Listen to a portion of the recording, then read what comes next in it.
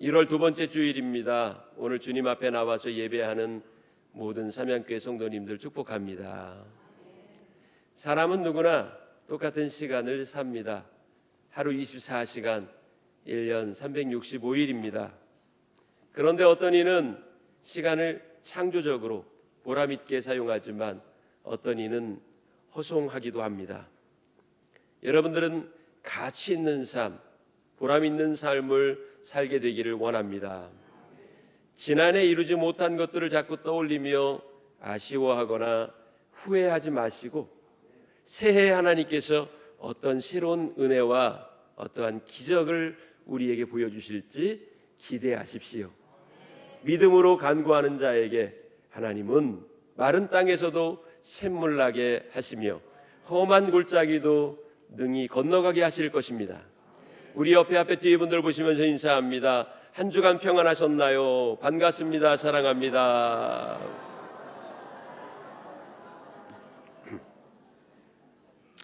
반갑게 인사 나눠주셔서 감사합니다. 오늘 설교 제목은 복음과 변화 그리고 부흥입니다. 새해를 시작하는 아마 남다른 결단과 각오가 다 있으시겠죠? 결단과 각오는 실행되어야 의미가 있습니다. 작심삼일이라는 말이 있듯이 늘 결단과 각오는 하는데 그것을 실제 삶에 실천하지 못한다면 아무런 의미가 없겠죠. 교회가 부흥하기를 바라지 않는 사람은 없을 겁니다. 모든 성도가 바라는 바입니다. 그런데요, 그 부흥은 저절로 되지 않습니다. 땀 흘리고 노력해야 얻을 수 있습니다. 가정에도 좋은 계획을 세워 놓으셨으리라 생각합니다. 계획만 좋은 것이 아니라 실천할 수 있는 동력과 은혜도 받으시기를 바랍니다. 오늘 초대교회의 모습을 통해 변화를 넘어 부흥으로 가려면 어떤 성도, 어떤 교회가 되어야 하는지에 대해 말씀을 드리려고 합니다. 예수의 사람들은 BC와 AD가 분명히 나뉜 사람들입니다. BC는 Before Christ, 즉 예수 그리스도께서 이 땅에 오시기 전 기원전입니다. 그리고 AD는 아노 도미니, 즉 예수님이 오신 이후 기원 후를 의미합니다. 성도의 BC는 예수 그리스도를 인격적으로 만나기 전, 즉 성령을 받기 전의 모습입니다. AD는 예수 그리스도를 만나 인격과 태도와 가치관이 바뀐 모습입니다. 성도가 인격, 태도, 가치관이 바뀔 수 있는 분기점은 성령의 충만함입니다. 성령의 충만함이 우리의 자세를 바꾸고 인격을 바꾸고 가치관을 새롭게 형성합니다. 교회를 오래 다녔어도 성령 받지 못한 사람은 늘 BC의 시간을 사는 사람입니다. 이전에 머무는 자지요. 그러나 성령의 충만함과 감화로 예수 그리스도를 진심으로 따르는 제자의 시간은 언제나 AD입니다. 묻겠습니다. 여러분의 시간은 BC입니까? AD입니까? 후자 AD가 될 수 있기를 원합니다. BC의 시간을 사는 성도는 늘 불안해요. 평안이 없어요. 성공을 위해 힘쓰는 것 같으나, 그리고 일부 성공을 얻은 것 같으나 행복하지 않고 쫓기는 삶을 삽니다. 이런 성도는 십자가는 내가 지는 게 아닌 예수님이 지는 거라고 여깁니다.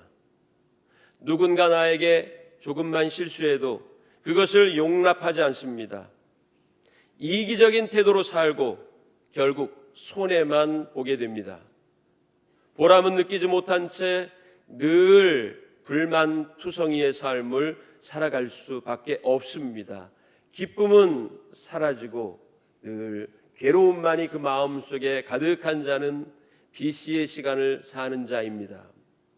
그러나 AD의 시간을 사는 사람은 적은 것으로도 만족해요. 몸에는 여전히 질병이 있고 가진 것이 많지 않지만 언제나 마음은 풍성합니다. 너그럽습니다. 다른 사람의 실수를 용납하고 용서하는 데 빠릅니다. 나눠주는 걸 더 좋아합니다. 십자가를 지는 걸 마다하지 않습니다. 고난 후에 주시는 영광을 기대합니다.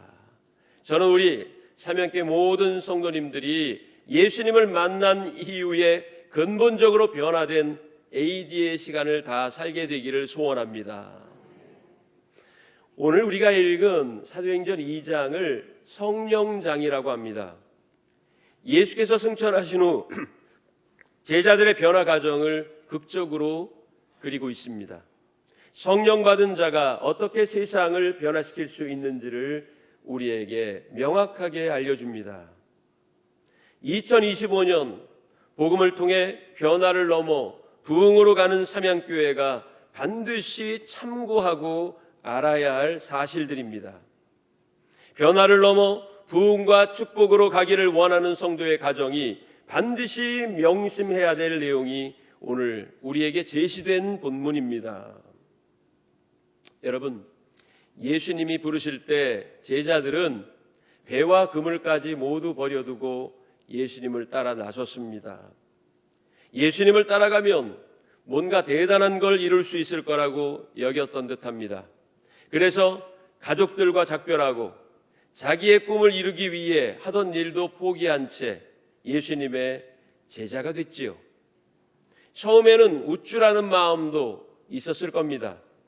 놀라운 기적을 행하시는 분의 측근이라는 것이 좋았겠지요. 자랑스러웠을 겁니다. 그러나 그 봄날의 꿈은 채 3년이 지나지 않아 산산조각 나고 말았습니다.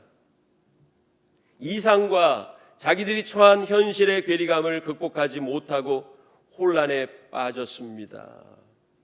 손에 잡히는 건 없이 그림자만 쫓는 삶은 아닌가 하는 생각이 들었어요. 그래서 한 제자는 스승을 돈 받고 팔았으며 어떤 제자는 대놓고 예수님을 모른다고 했고 자기 안위가 걱정되어 예수님 곁을 모두 떠나버리고 말았습니다. 이루지 못한 꿈에 대한 아쉬움보다 그들을 더 괴롭혔던 건 배신자라는 스스로의 자괴감이었습니다. 그런데요, 예수님이 십자가에 죽으신 후 시리에 빠져있던 제자들 앞에 믿을 수 없는 일이 일어납니다. 예수 그리스도께서 3일 만에 다시 살아나신 일입니다. 예수님이 부활하셨습니다. 이것이 얼마나 큰 충격이었는지 도마와 같은 제자는 믿을 수 없다고 말하며 예수님의 몸을 만져봐야 인정하겠노라 말하기까지 합니다. 예수님의 죽음으로 모든 희망의 끈을 놓아버렸던 제자들에게 새로운 꿈이 생겼고 희망이 싹 텄습니다. 그러나 그뿐이었습니다. 부활하신 예수님이 하시는 말씀은 십자가에서 죽기 전과 별반 달라지지 않았습니다. 지상의 바람, 정치적인 희망, 권력과 재력에 대한 열망과는 상관없어 보이는 예수님의 말씀을 제자들은 이해할 수 없었습니다. 예수님을 따라 모든 것을 버리고 왔는데 우리에게 과연 좋은 건 무엇인가 하는 의문이 그들 머리를 괴롭혔습니다. 그래서 그들 중 몇은 옛 직업 찾아 갈릴리로 돌아가기도 했습니다. 오랫동안 방치했던 배를 수리하고 바다로 나가 고기를 잡으려 했습니다. 그러나 아무리 행복해지려고 애를 써도 행복할 수 없었고 마음에는 공허감만 더 쌓여갔습니다. 감람산에서 예수님이 하늘로 올라가시던 날 제자들의 마음에는 찬바람이 불었습니다. 승천하시는 예수님을 물끄러미 쳐다보고 있던 제자들에게 천사가 말합니다. 사도행전 1장 11절입니다. 갈릴리 사람들아 어찌하여 서서 하늘을 쳐다보느냐. 너희 가운데서 하늘로 올려지신 이 예수는 하늘로 가심을 본 그대로 오시리라 하였느니라. 이 말이 무슨 뜻입니까? 왜 실망하느냐, 왜 낙담하느냐라는 뜻입니다. 많은 사람이 서서 하늘을 올려다봅니다. 이루지 못한 꿈이 연기되어 사라지고 있는 허공을 보며 낙담합니다. 예수님을 믿은 결과가 고작 이것입니까? 일평생 하나님을 섬겼는데 내 몸에는 아직 치유되지 못한 질병이 있고 이루지 못한 꿈이 있고 내 자녀들과 내 삶은 더 나아지지 않는 듯 보여 실망스럽습니다. 하늘로 올라가신 예수님을 물끄러미 쳐다보고 있던 제자들의 공허한 마음과 같이 여러분들도 예수 그리스도를 따르고 하나님을 믿었지만 결코 나아지지 않는 듯한 삶 때문에 실망하십니까? 이제는 그 어떤 소망도 찾을 수 없다고 생각됩니까? 무엇을 해야 하나 하는 공허감만이 마음을 채우고 있습니까? 여러분 따라해 보겠습니다. 하나님에겐 다 계획이 있습니다. 할렐루야. 하나님은 다 계획이 있습니다. 우리의 삶을 나그네와 같이 가부와 같이 버려두지 않으십니다. 하나님은 위대한 역사를 계획해 놓고 계십니다. 제자들에게 예비하신 그 계획이 무엇일까요? 그것은 변화입니다. 제자들은 예수님을 따라다니는 추종자의 껍데기를 벗어야 했습니다. 이제 추종자에서 제자가 되어야 하고 제자에서 복음의 주인공으로 거듭나야 할 필요가 있었습니다. 그것을 위해서 예수님이 승천하신 것이고 성령을 선물로 주신 겁니다. 예수님은 사도행전 1장 4절 5절에서 이렇게 말씀하셨습니다. 예루살렘을 떠나지 말고 아버지께서 약속한 것을 기다리라. 삼양교회도 이제는 예수님을 따라다니는 추종자의 모습에서 제자로, 제자에서 복음의 주인공으로 변신해야 합니다. 변화는 부흥의 불쏘시개입니다. 변화되지 않은 사람은 부흥을 일으킬 수가 없어요. 변화를 가능케 하는 능력은 바로 성령입니다. 성령 충만할 때 여러분들의 삶은 변화될 수 있습니다. 그 변화가 개인의 삶, 가정의 삶, 사회와 민족까지 바꿀 수 있습니다. 제자들은 예수님의 말씀대로 예루살렘을 떠나지 않고 기다렸습니다. 그러나 기다리는 것만으로는 부족합니다. 기도해야 합니다. 제자들은 예수님이 승천하신 후 허무한 마음을 안고 내려왔습니다. 그리고 그들은 한 다락을 택하여 거기 모여 기도하기를 시작했습니다. 사도행전 1장 14절에 보면 이렇게 말합니다. 같이 읽어볼까요? 시작. 예수의 아우들과 더불어 마음을 같이하여 오로지 기도에 힘쓰더라. 아멘. 오로지 기도에 힘쓰더라. 이것이 바로 변화를 가능하게 하는 능력입니다. 삼양교회가 변화하기 위해서는 오로지 기도에 힘쓰는 태도와 믿음이 필요합니다. 새벽에 모여서 기도하고 수요일, 금요, 부흥회에 나와서 기도하고 주일도 빠지지 않고 나와서 예배하며 기도할 때 하나님께서는 놀라운 역사를 이루실 것입니다. 제자들은 열흘 동안 쉬지 않고 기도했어요. 오순절이 이르렀을 때에 변화를 위한 그들의 노력이 비로소 결실하게 됐습니다. 급하고 강한 바람 같은 소리가 그들에게 들렸고 불의 엿처럼 갈라지는 권능이 그들 눈에 보이기를 시작했습니다. 방언으로 말하기를 시작했고 그 모습이 얼마나 신비로웠는지 혹자들은 술에 취한 것으로 오해하기도 했을 정도입니다. 정말 신기한 변화였어요. 배우지 않는 언어를 말하기를 시작하지 않나 일어서서 뛰고 걷고 두 손 들고 춤을 추기도 하고 베드로는 설교하기를 시작합니다. 평생 갈릴리에서 고기잡이나 하던 무식한 사람이라고는 상상할 수 없을 정도로 분명하게 논리적으로 복음을 증거하기 시작했습니다. 이때 베드로의 설교를 듣고 3,000명 이상의 사람이 가마를 얻고 예수의 사람이 되었다고 했습니다. 천지가 개벽하는 놀라운 사건이 일어난 겁니다. 두려움에 떨고 있던 제자들은 문을 박차고 바깥으로 나와 복음을 전하기 시작했습니다. 예수님의 제자였던 것이 발각되어 고난을 받을지도 모른다는 두려움을 갖고 있던 자들이 이제는 용감하게 외치기를 시작한 거예요.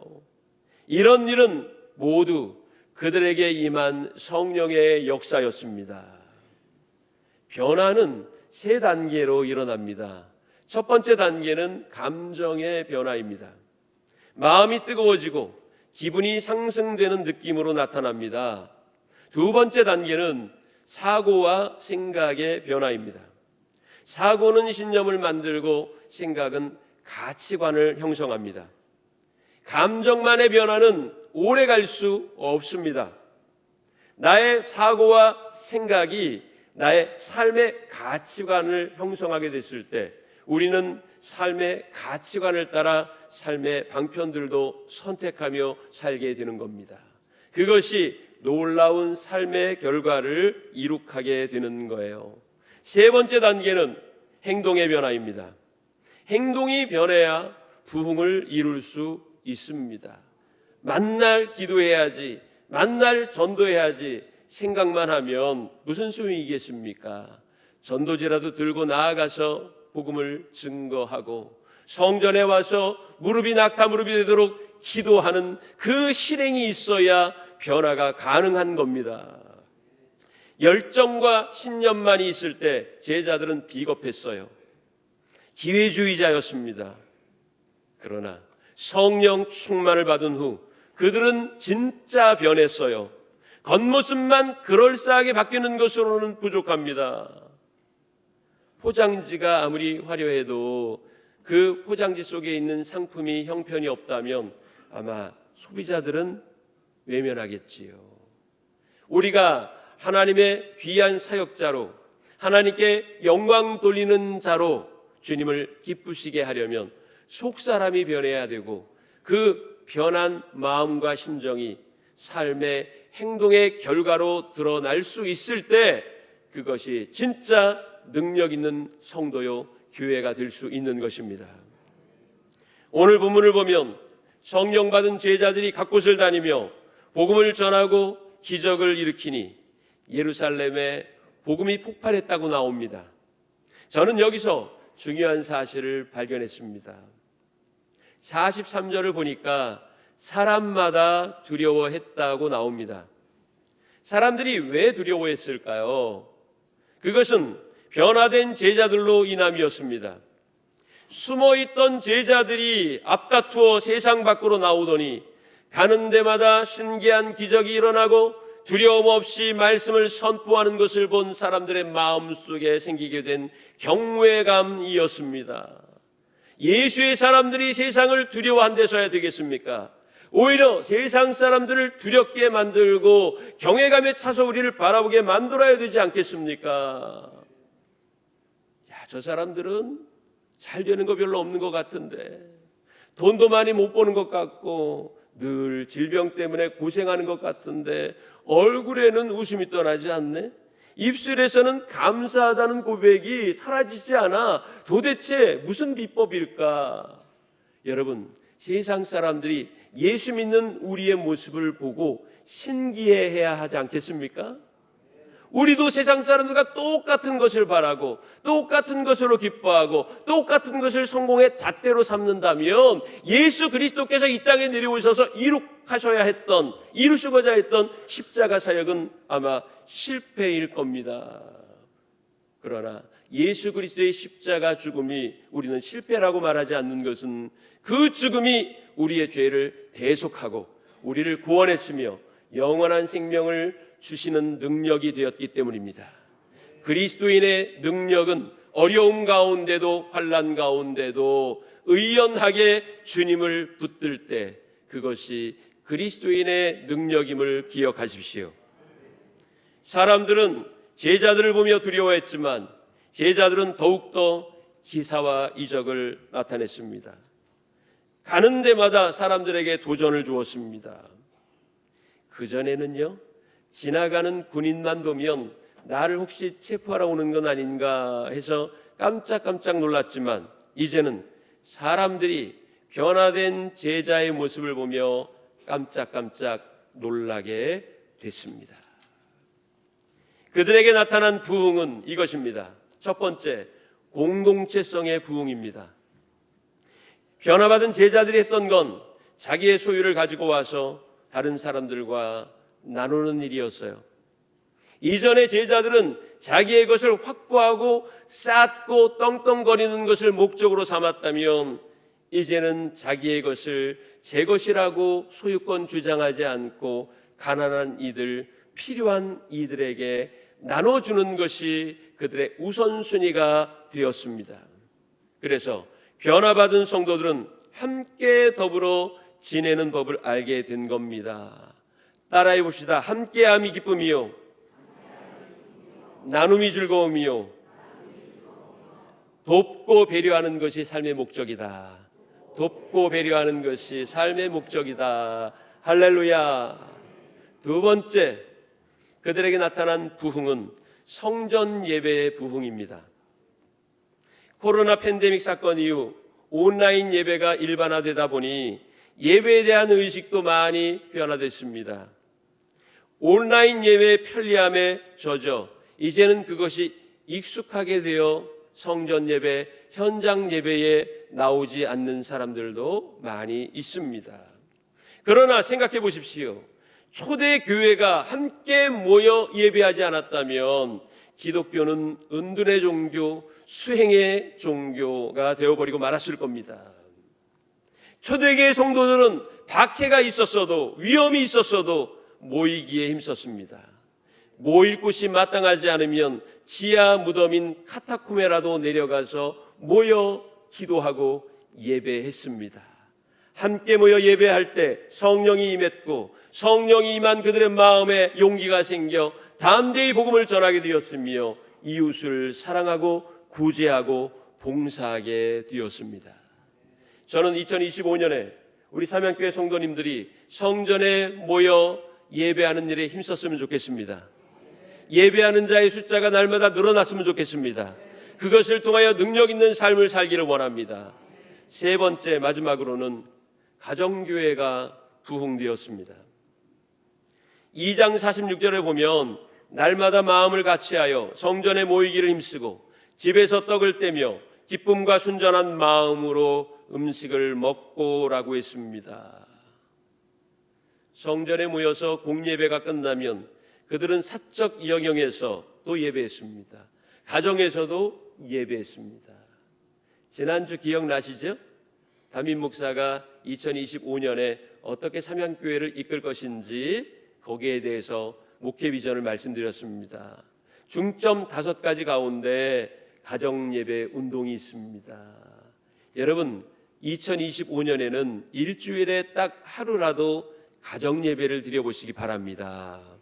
가정예배를 통하여 나의 가정의 주인이 하나님이신 것을 인정하고 또 하나님의 도우심으로 살기를 결단하니 얼마나 복되겠습니까?